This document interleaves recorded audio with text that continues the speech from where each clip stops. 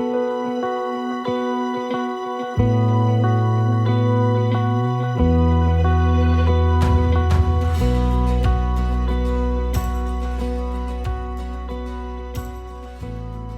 everyone, welcome back to the Grace Auburn Church Podcast. My name is Lee, and I serve as the host of this podcast and as executive pastor here at Grace Auburn Church. Today, I'm joined by my friends Drew and Ashley Eden. Guys, welcome to the podcast. Yeah, thanks for having us. Excited to be here. All right, so we're continuing in a conversation with our members who are involved in a variety of ways in the community. It's no secret that at Grace Auburn Church Foster Care is a very important part of how we witness to the world, that this is how Christians interact with broken and hurting places. Foster care, known for in so many ways, whether it be through DHR or through government or through all the red tape that comes with it.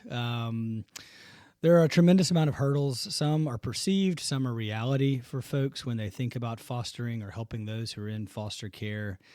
Today, we're going to talk about Alabama Baptist Children's Home, y'all's work with them. They're equipping you guys to step into fostering faithfully with your yes on the table. And the goal is really twofold in all of these conversations, talking about organizations in the community. One would be for you guys to give testimony to the Lord's faithfulness in and through your family and the way the Lord is working in your home, but also to shine a light on that ministry or that organization specifically. And so my hope is that as the members of Grace Auburn Church listen to these conversations, that they would feel like they've pulled up a chair at the table with us, they grabbed a cup of coffee, and they're learning a little bit about you guys, more about foster care, more about ABCH. But before we do that, Drew, we'll start with you, and you guys can kind of fill in each other's gaps here as you feel led. I'd love for you guys to tell us a little bit about yourselves, your journey to Grace Auburn Church. Give us some timeline, how the Lord has grown your family since coming in. Tell us about your journey into Grace Auburn. Yeah, for sure. So we've been in Auburn for a while. So we met at Auburn. Got married after we graduated, all that kind of stuff. Loved it so much we just couldn't leave. Nice. And had kind of been in another church for a while, and then as a lot of similar stories out there, COVID hit, just the great reset of society, and weren't going to in-person services for a while, just kind of rethinking a lot of things, and really, just got invited by somebody at Grace, like, hey, come check it out. And so that was 2021, I think. And we had a baby during COVID, which was very stressful. So that also made things a little more awkward going to in person. Yeah. So 2021, we roll up in Grace Auburn, and just and a lot of people can probably relate to this, just a totally different type of a service, which is something that we really loved. I mean, just super authentic. I'd say one thing that just like hook, line, and sinker for me was just praying for the nations on a Sunday morning. I mean, that's something that is very close to our heart, and just to see that kind of DNA in the church was incredible.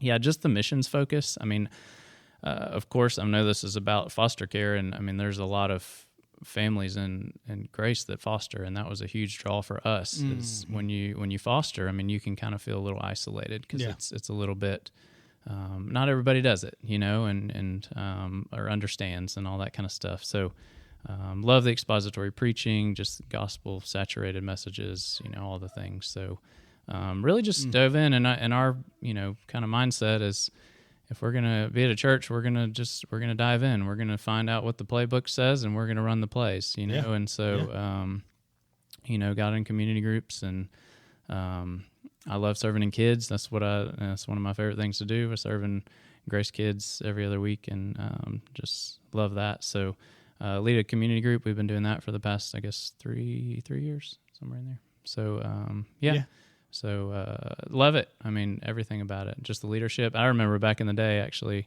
when we first started at Grace, the parking lot party, that was a big one. That was the first day we came. Was it really? Yeah. Talk about a draw. So listen. Yeah. We do this every week. And it felt that way, How could we not come back next Sunday? So, yeah, love that. And just the relational. I mean, I remember you getting lunch with me within the first probably month of visiting, and Matt, just a lot of the pastors like, hey, let's go get lunch. I'm like, man, I'm not used to this. Like, right. It's just how relational it was.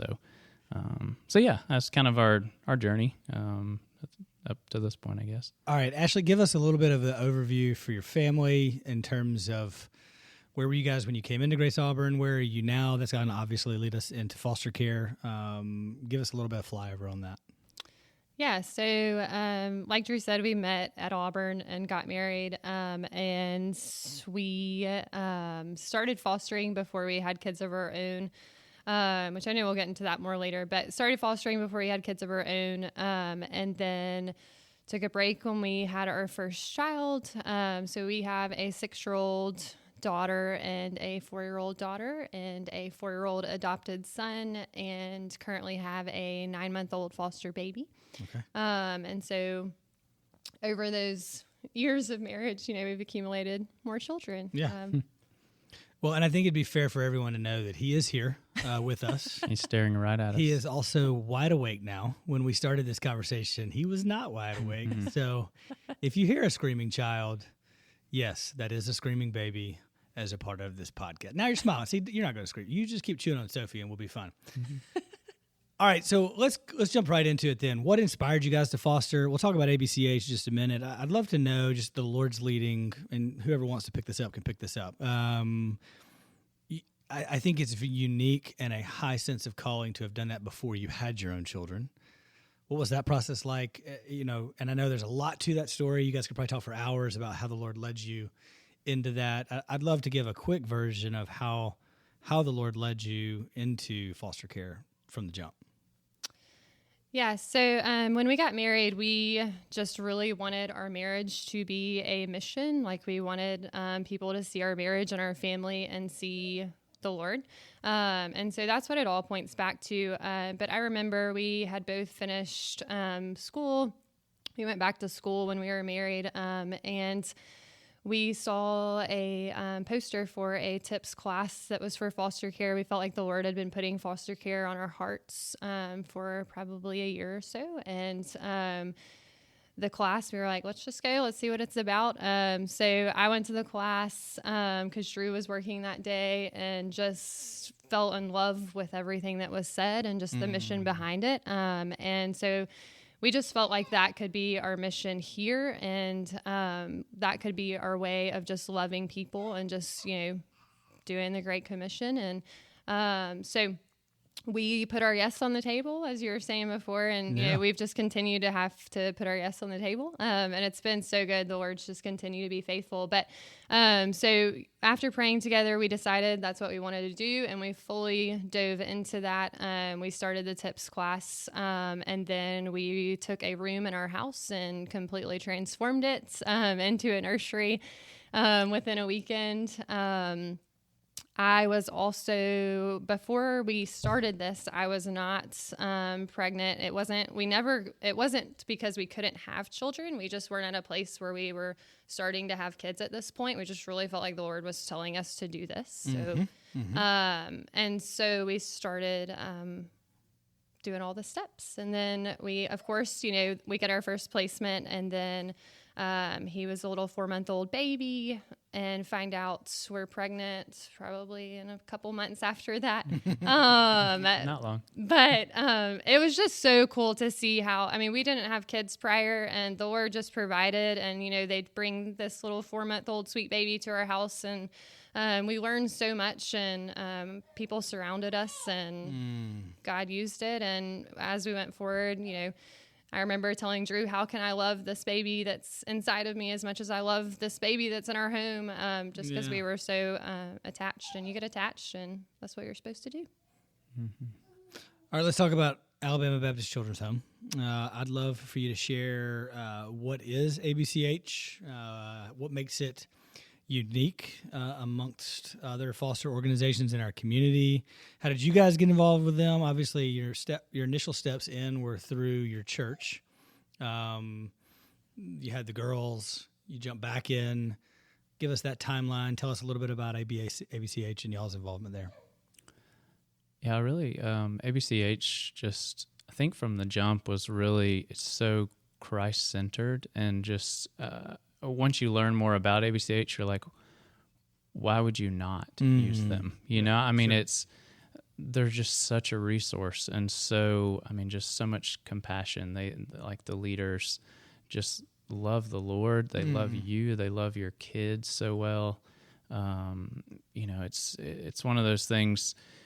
You have, you know, in the scheme of things, you have a DHR worker, and then you have a ABCH worker that's assigned to you. So it's almost like that second advocate for you as well, that second support person that you can call all the time. You know, they're there to help you get set up with finding a daycare. They're there to help you process, you know, how do I navigate this with my kid, or how do, you know, they have so many resources. I mean, they have counseling. You know, they help you get WIC set up to get food for the baby or whoever it is. You know, right. So just every experience we've had with them has been incredible, and they're really, I mean, they have the same mission mindset that we had going in, and that's why it felt more like a partnership. Sure. You know, yeah. So yeah, I tell everybody, like, why not? You know, Right. I mean, it's they work alongside DHR, so it's not like it's DHR or ABCH. You're kind of with both of them, but they're just that extra level of help. So if you're considering foster care and you've heard that DHR is the only way to be trained, equipped, and set up to be a foster parent, that's not true. You can go through classes with them. There's all, whether it be as a foster parent or you're even thinking about it, a tremendous amount of, hey, here are the steps you take. Here's how you step into foster care. Let's talk about fostering specifically, unless there's anything you guys want to add about ABCH in terms of what it is, what it does, I think we've got an idea. Here's a Christian organization that is meant to equip the body for the work of ministry in the foster care system, coming alongside of DHR, in some ways helping fill gaps, in some ways bringing Christ into the middle of that, where DHR can't do that as a government organization. I think it'd be good for people to know, and maybe you had these, maybe you've experienced them in other folks. Maybe let's pivot a little bit and talk about misconceptions, misunderstandings, things about foster care, or maybe the system as a whole that people may hold. Like if someone, I don't know, and maybe there's a story you can think of, maybe there's a person you can think of without naming them, obviously, if somebody said something about foster care and you're like, oh, that's not true. And that's probably more common than I know. Because you guys, at this point, you've been in it so long, you've been involved in it so long.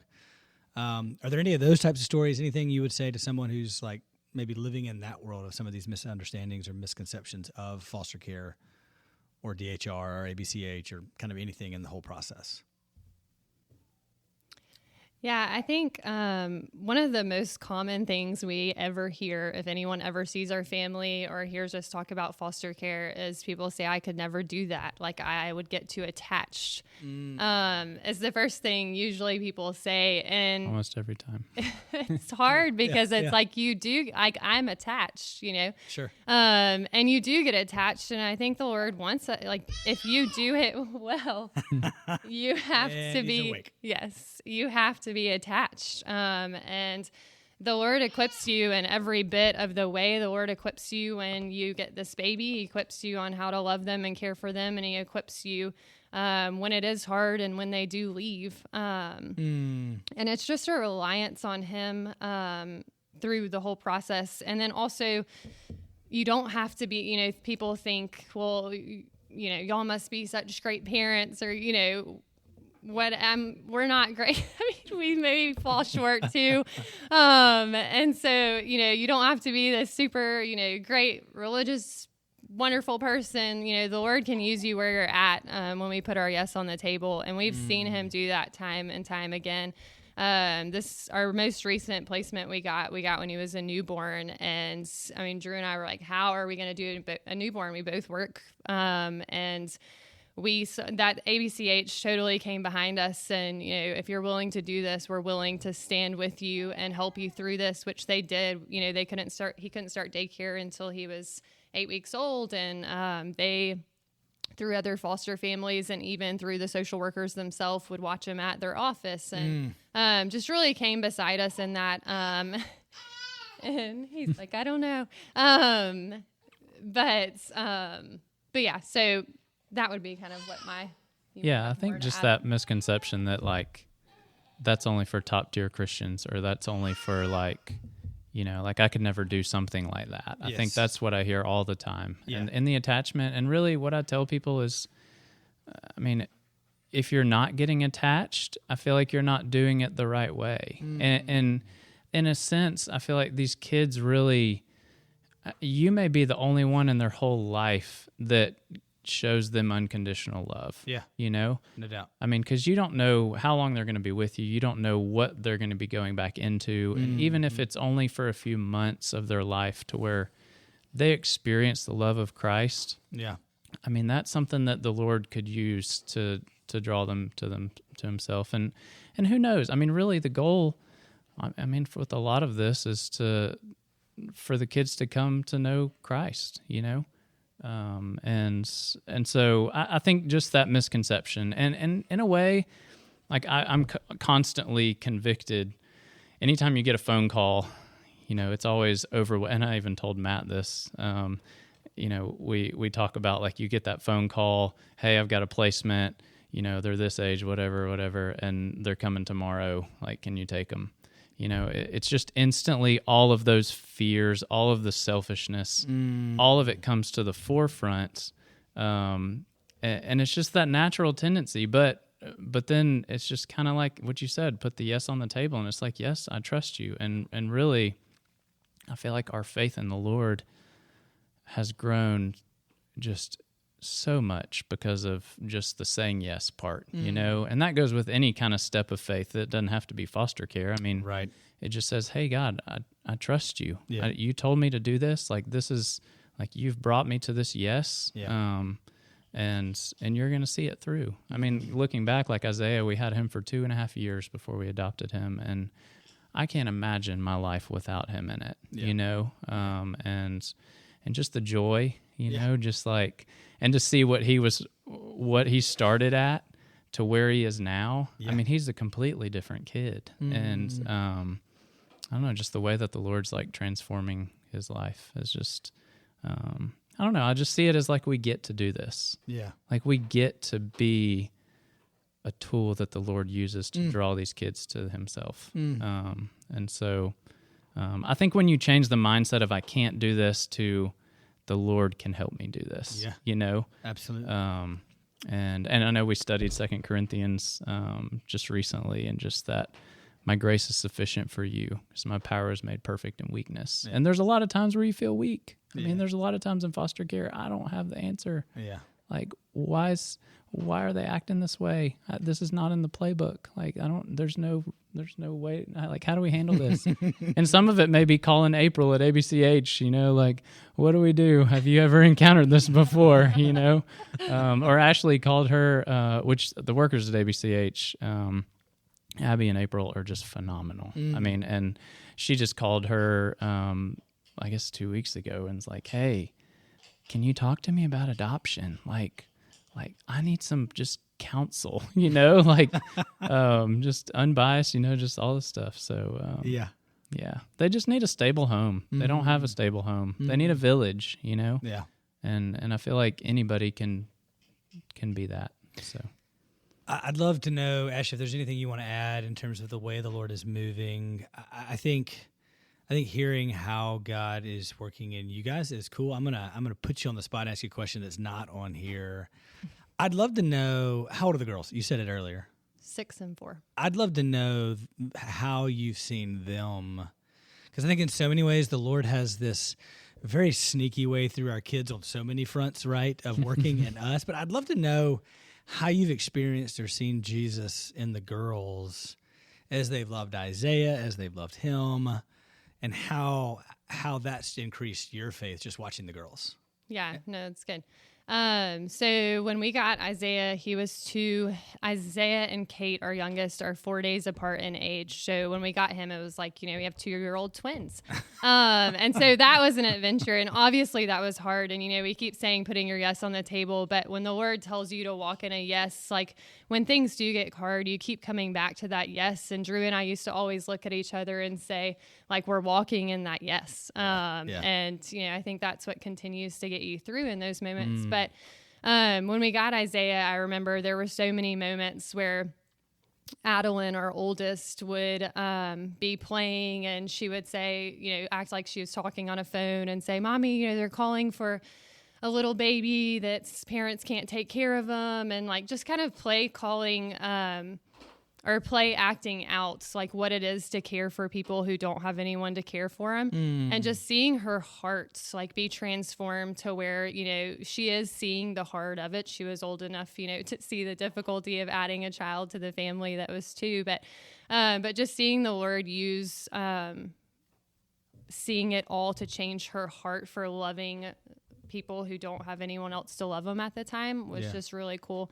And then as we were worried, it was challenging just with their ages when we got Isaiah. But when we got Landon, as a mom, I of course worried, like, how are they going to handle this, doing this again? And it has been incredible just to see the way that especially my oldest has just taken this baby. I mean, I checked her out of school the day that we got him so that she could be there. And from the time they pulled up and, brought his little car seat in and, left him is pretty much how it goes. But she was just all about him, and it has just continued to pour her heart out towards him. And really they all have. I mean, we say all the time, our kids are obsessed with him. And so it's just been really neat to see how the Lord has also given our kids the same mission of, we're loving these children who need to be loved, and they're willing to pour their hearts into it. Yeah. I think too, just real quick, one thing that we try to make a focus in our family and parenting, at least, is like, how do we bring our kids alongside us on mission, and like, how do we involve them in God's mission with us, so it's not just us, and I feel like foster care is an incredible way to do that because they see it all. I mean, they're so observant and they pick up on everything. And so just I think it's a really cool way to bring your family with you on the mission. That's so good. And when you say that, you make the assumption that I think so many times our kids become the mission, right? And that's not what we're called to. They're not called to be the center of all things. Jesus is, and we have a mission together as family. And so I love that picture because they do have such an important part to play, regardless of their age, even as young as they were when Isaiah came into your home. It's like, no, we're fostering. We're in this together. And that's a really, really sweet picture. All right, what are some first steps? I want to jump down a little bit and just say, if there's someone who's just either asking questions, maybe their yes is like sort of on the table, and they're like, maybe I'd love to know more. What are some first steps? How does ABCH set you up to explore, so to speak, the idea of becoming a foster parent? Yeah, I mean, I would say the simplest and first one is just talk to somebody that's doing it. Yeah. I mean, like, hey, come talk to us. There's plenty of foster families at Grace that no doubt. You can say, like, hey, like, tell me more about it. How do I get involved? And really, I mean, for us, the first step was just, jumping in on the classes and just like checking it out. And I think ABCH does do some, I could be wrong about this, but does do some like kind of come and see kind of thing, like, or hear about what foster care is all about. And just because you go through the classes, the tips classes, doesn't mean that you're signing up to take long-term placements.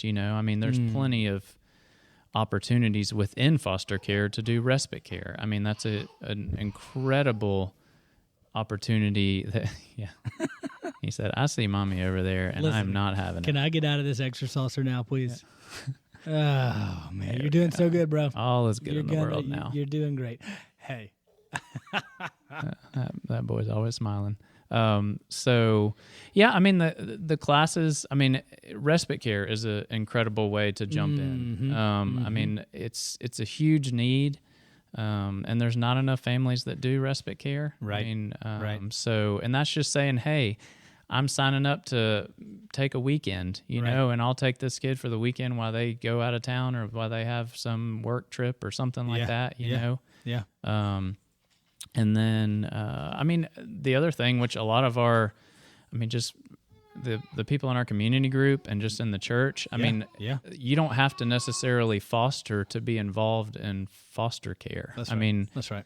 like I remember when we got Landon, I mean, it was like, hey, we're bringing meals. We got a car seat we're bringing over. Like we got clothes, we got all the stuff. And like, you know, we were just drowning in stuff. I mean, just all the things that we needed. It was awesome. You know, it's like, and just to feel the support, like checking in, hey, how can we help? Like, what can we do? Like all that kind of stuff. Cause it really, I mean, it takes a village and not all of the village is actively fostering, you know, I mean, but if you know somebody that is, I mean, hey, you can be a huge resource, for them too. So, I think just asking questions and then just praying together about it. I mean, that was huge for us is like, hey, I mean, a lot of times you'll feel the Lord like nudging your heart in a certain direction, and that may not be foster care, but it could be, you know, any multitude of things, but just praying together and being intentional of like, hey, Lord, where are you leading our family? So Before we started recording this conversation, we were talking about the numbers in our community. Odds are good if you've been at Grace Auburn for any length of time. You've heard us, whether it's in a sermon, talk about, you know, foster experiences on our staff team with members of our church. Odds are good if you've been here for any length of time. You know someone family-wise that is a part of fostering, whether they're connected through their community group or they in fact are in your community group and they're fostering. So, and I think as we see the need in our community and as we see kind of the vision for that playing itself out in our own faith family, I think that will be increasingly so. So that's exciting. I think if you just open your eyes, you'll see a foster family, and arguably you might even be in their home before it's all said and done. I think as we wrap this conversation, I'd love for both of you, and maybe Ashley, you jump in first here, and then Drew, you can add anything and tag on to the end as we wrap this conversation up. I think it could be easy, depending on how you view fostering, to walk away from maybe a conversation or maybe even an experience and a place of despair, or like it's a broken system. Like you hear all these things, right? Like things are never going to get better, like all this other sort of stuff. I'd love to know, and I think maybe this provides encouragement for someone who is considering saying yes, whether to foster care. Yeah, Drew, you're up, bro. Yep. Whether pass the baby. What is it specifically that gives you hope to keep going? Yeah, that's good. Yeah. So I think one of those things, kind of going back to talking about our kids, is I think our kids are better when we foster, and just seeing it's not about them, and this world is not just about us, right? Is what keeps us going. And then just hearing stories, you know, obviously when you're in it, you know, especially so. You know, recently, like, you know, now we say we get to do this. You hear stories of, you know, what kids have come into care and what's been the situation. And when you hear this story, you're like, you know, I get to do this. Like, I get to be a part of, you know, the change in this child's life, whether it's for, you know, a week, whether it's for 6 months. And I think that's what continues, you know, us to move forward with it. And then also knowing, like, you know, this is not our home. And, you know, heaven is our home, and, you know, the burdens that we go through here are temporary. And what we're going through, you know, for this child it's worth it, you know, and it's going to be worth it in the long run. And, you know, I think it comes down to it's not about us. Yeah. Drew, we're going to land it there. Is there anything you want to add, or little man, is there anything you would like to add in this conversation? I think the idea that And maybe that's the right place to land it. And anything you want to add on top of it, Drew, is this is not our home, right? Like we have an amazing Absolutely. opportunity, responsibility to tell everyone, and that be our own children, that be the ones that the Lord brings in, possibly through foster care. How would you land us today, just kind of in giving what gives you hope, even when it's hard? Yeah, I mean, really, it comes back to Jesus. I mean, when it's hard, I think just that. I'll be honest. I mean, I think, and like Ashley kind of hinted at here, is I feel like just fostering has, for one, strengthened my faith in the Lord more than probably anything else that we've done in our life. I mean, it just every time, like He's faithful every time, Yeah. If you put that yes on the table and you're willing to make the sacrifice that the Lord's called you to make, like there's never been a time where He hasn't provided for it, and we can talk forever about just breakthroughs that we've seen, and like, in kids like Isaiah. I mean, just so many like breakthroughs in his life, and being able to be a part of that and be able to watch him. And I don't know. It's one of those things that I would recommend it for everybody. I know it's not for everybody. Sure. But I think it's for more than our doing it. Yeah. I mean, I think if I could say anything, the Lord's going to equip you to do whatever He's called you to do. And if that's off foster care, like, one, we're here to help you, Hey, if you got questions, like, we've messed up plenty of times. We've already been through it. So yeah, your response at this point can't be, I don't know anybody in my church that's right. doing it, right? Yeah. And I think the more you see it, like, the more it's normalized at Grace Auburn. I mean, and just the DNA of our church, like, it just, like, oh, wow, like, they can do that. I can do that, It just kind of makes it not as scary. And I mean, we've grown probably, like I said, more spiritually in these last, like, I don't know how many years, 3, 4 years, or when did we start? I guess 2017 is when we initially started fostering, but it's like, whew, time flies, doesn't it? Yeah. So I just encourage anyone, come talk to us. I mean, it's worth it. Awesome. Well, thank you guys for all that you do. Thank you for saying yes, for your yes, yep, consistently being on the table. And thanks for being here with me today. Absolutely. We loved it. On behalf of the Grace Auburn Church family, thank you for listening to the Grace Auburn Church podcast. If you'd like more information about partnering with us and our mission or ways that you can get connected, please go to our website, graceauburn.church.